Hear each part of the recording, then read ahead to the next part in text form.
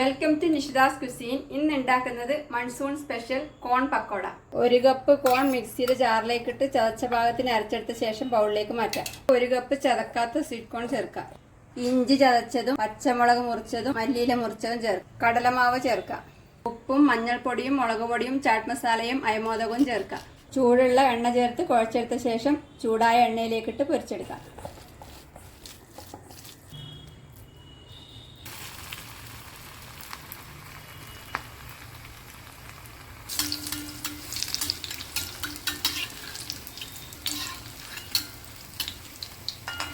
രണ്ട് സൈഡും തിരിച്ചു മറിച്ചുവിട്ട് പാകത്തിന് പൊരിഞ്ഞു വരുമ്പം എണ്ണയിൽ നിന്ന് പൊരിയെടുക്കാം.